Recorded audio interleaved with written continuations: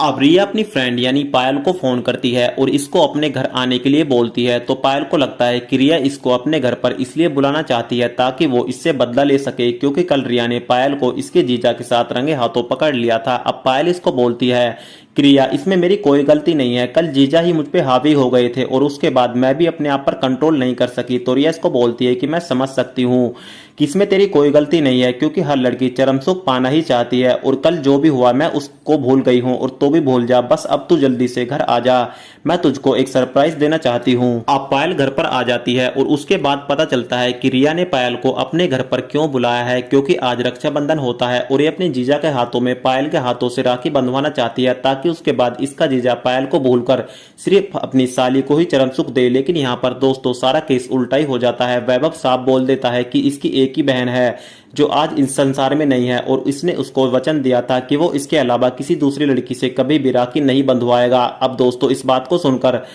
रिया जो होती है वो अंदर ही अंदर जलने लगती है और इसका प्लान फेल हो जाता है। अब वैभव अपने कमरे में सोता हुआ दिखाया जाता है तो इसकी साली यानी रिया मौका देखते ही वैभव के कमरे में आ जाती है और इसके साथ रोमांस करने लगती है। थोड़ी देर के लिए तो इसको भी लगता है कि ये रिया नहीं पायल है और ये भी इसका साथ देने लगता है, लेकिन जैसे ही इसका चेहरा देखता है तो दोस्तों फिर से गर्म हो जाता है और इसको बोलता है कि मैंने तुमको कितनी बार बोला है कि तुम मुझसे जो चाहती हो वो तुमको कभी नहीं मिलने वाला, और मैं ये नहीं बोलता कि तुम सेक्सी और हॉट नहीं हो, तुम काफी सेक्सी और हॉट हो, लेकिन मैं साली होने का गलत फायदा नहीं उठाना चाहता। उसके बाद दोस्तों वैभव कमरे से चला जाता है और इसके फिर से अरमान मर जाते हैं। अब रिया रोने लगती है तो वैभव रिया को बोलता है कि अगर तुम सच में मेरा चरम सुख पाना चाहती हो तो मेरी एक शर्त है, मैं तुम्हारे साथ साथ पायल को भी चरम सुख देना चाहता हूँ। उसके बाद दोस्तों रिया अपनी जीजा की ये शर्त मान लेती है। अब ये फोन करके पायल को भी घर पर बुला लेती है और इसकी ड्रिंक में नशे की गोली मिला देती है, जिसको पीते ही दोस्तों पायल तुरंत हैंगओवर हो जाती है और उसके बाद वैभव रिया और पायल दोनों के साथ पलंग तोड़ता हुआ दिखाया जाता है और कहानी यहीं पर समाप्त हो जाती है।